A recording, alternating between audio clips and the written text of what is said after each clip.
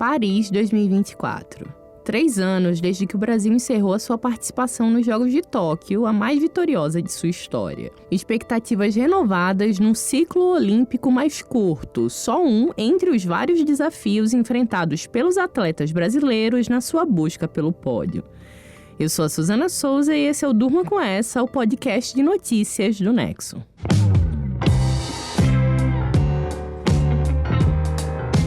Olá, eu sou a Aline Pellegrini e estou aqui com a Suzana para apresentar esse podcast que vai ao ar de segunda a sexta, todo começo de noite, sempre com notícias que podem continuar a ecoar por aí. Quinta-feira, 25 de julho de 2024, dia em que os primeiros brasileiros estrearam nos Jogos Olímpicos de Paris. As competições estão acontecendo desde a quarta-feira, mas a cerimônia oficial de abertura acontece na sexta. Pela primeira vez, a festa vai acontecer fora de um estádio esportivo. Nessas Olimpíadas, o evento vai ser montado em embarcações que vão atravessar o Rio Sena, na capital francesa. Nessa quinta, a primeira brasileira a competir foi Ana Luísa Caetano, representante do país no tiro com arco feminino. Ela participou de uma etapa de ranqueamento da modalidade, uma fase preliminar que ainda não eliminou ninguém dos Jogos. Você ouve um trechinho da entrevista dela à TV Globo depois da competição. Nossa, bom demais, é um sonho estar aqui, eu tô feliz demais e conseguir chegar aqui e fazer o que eu vim fazer é uma sensação muito boa. Essa é só uma etapa. Também no tiro com arco, só que na categoria masculina, estreou o Marcos de Almeida. Ele é o primeiro colocado do ranking mundial do esporte e é um forte candidato à medalha. Teve ainda as estreias do time do handebol feminino, que venceu a Espanha, e da seleção feminina de futebol, que bateu a Nigéria por 1-0. O Brasil chega a Paris depois de ter tido seu melhor desempenho olímpico da história em Tóquio em 2021. Olimpíadas que estavam previstas para acontecer em 2020, mas que foram adiadas pela pandemia da Covid-19 e rolaram sob uma série de restrições de público. Naquela edição atípica, o Brasil trouxe 21 medalhas para casa, sendo 7 de ouro, igualando o recorde nos Jogos do Rio em 2016. Depois desse desempenho, a torcida acompanha com atenção a chegada da delegação brasileira em Paris. Na ginástica artística, os olhos estão voltados, sobretudo, para Rebeca Andrade, que ganhou um ouro e uma prata em Tóquio. Junto com ela, a Flávia Saraiva, Jade Barbosa, Lohane Oliveira e Júlia Soares concorrem a medalhas nas suas categorias, depois de sucessos recentes em campeonatos mundiais. Nos esportes de água, os principais destaques brasileiros são Isaquias Queiroz, na canoagem, Martine Grael e Caena Kunze, na vela, e Ana Marcela Cunha, na maratona aquática, que podem repetir os sucessos da edição passada. O Brasil também tem chance de reviver conquistas passadas em outras modalidades, como no boxe e no basquete masculino. E existe ainda a expectativa dos primeiros pódios em esportes como o tênis de mesa, com o Hugo Calderano, a marcha atlética com Caio Bonfim e a ginástica rítmica. Isso tudo, claro, fora as modalidades nas quais o Brasil vai tradicionalmente bem, como o judô, o vôlei de praia e o vôlei de quadra.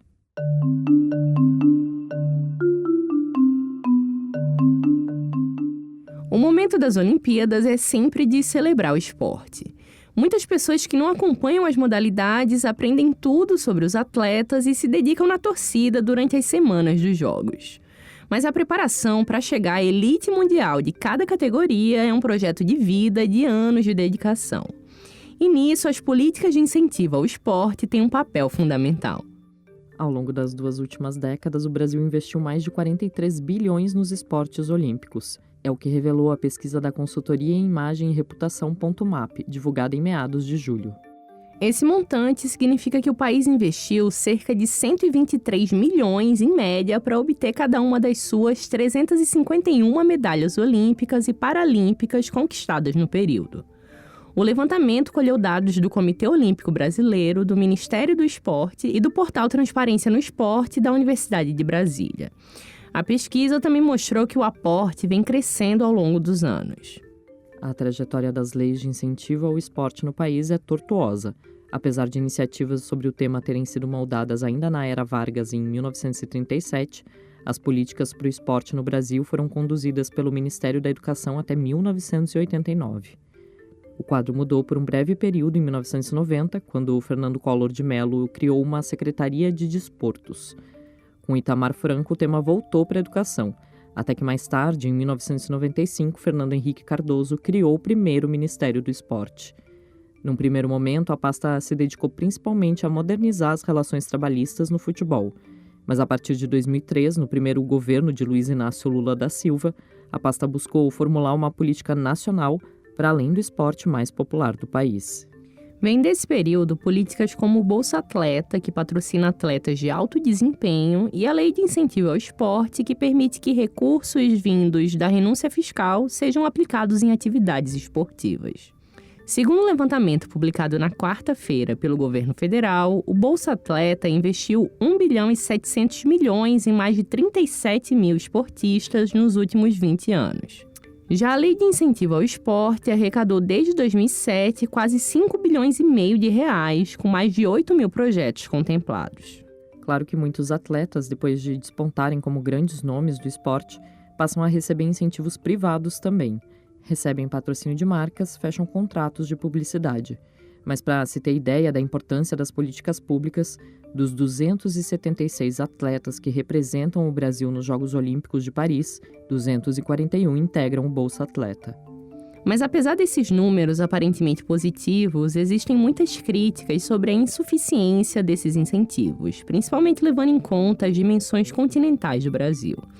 E também olhando para a formação de base dos atletas, que muitas vezes encontram barreiras.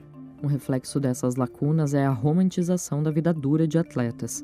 Nas Olimpíadas de Tóquio, por exemplo, veio à tona a história de vida de Rebeca Andrade, que contou que caminhava 2 horas com os irmãos para poder treinar em Guarulhos, região metropolitana de São Paulo. Isso quando sua mãe não tinha dinheiro para a condução dos filhos. Também em Tóquio, o medalhista Ítalo Ferreira, do surf, relatou que usava tampas de caixa de isopor do pai, pescador, para pegar ondas em Baía Formosa, no Rio Grande do Norte. São histórias de superação recorrentes que, apesar de inspiradoras, trazem um problema sério. Podem esconder a falta de investimento no esporte de base e também propagar a ideia de que basta o esforço pessoal para subir ao pódio.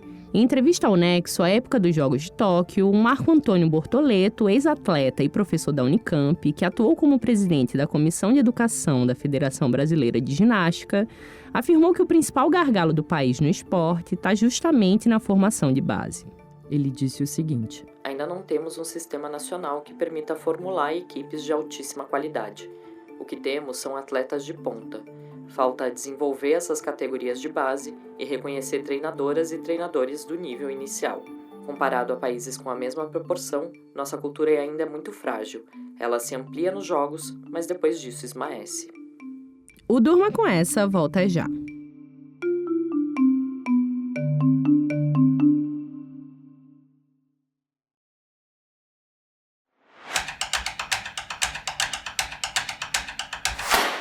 Após a desistência de Joe Biden, Kamala Harris rapidamente assumiu o favoritismo para ser a candidata do Partido Democrata nas eleições americanas marcadas para o dia 5 de novembro de 2024.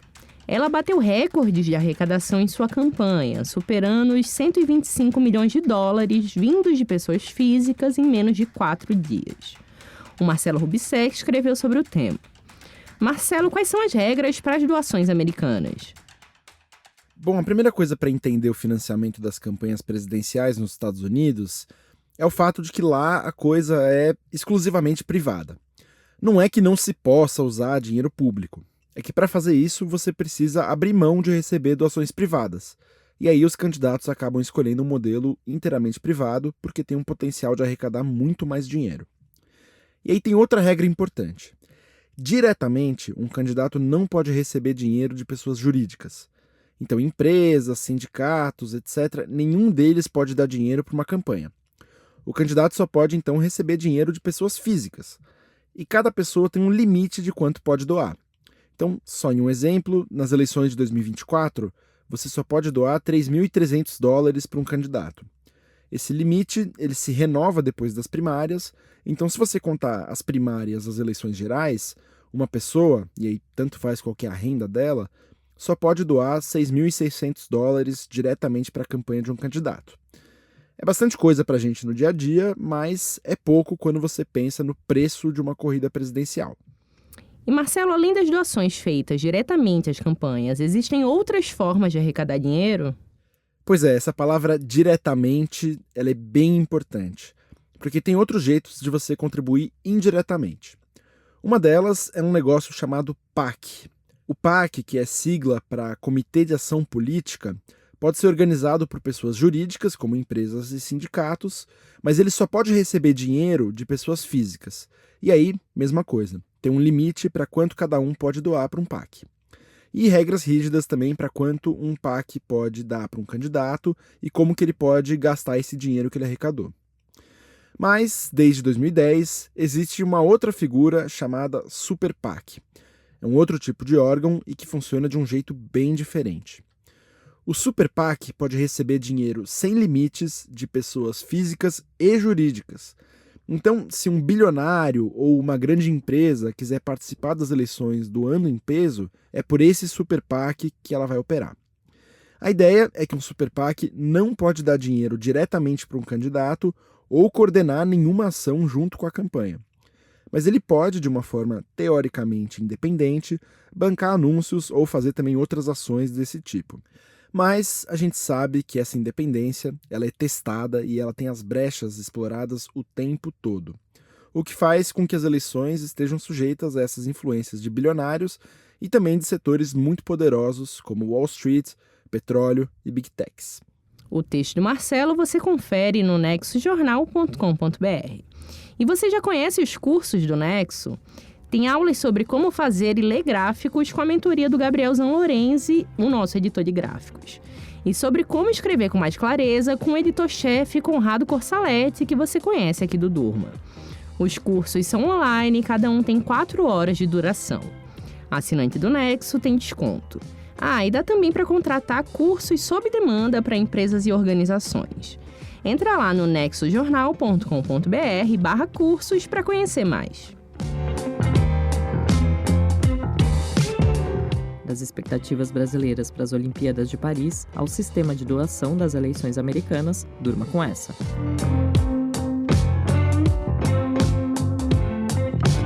Com roteiro, produção e apresentação de Suzana Souza, edição de texto de Antônio Mami, apresentação de Aline Pellegrini, participação de Marcelo Rubissec, produção de arte de Lucas Neopman e edição de áudio de Bruno Bimbati, termina aqui mais um Durma com essa.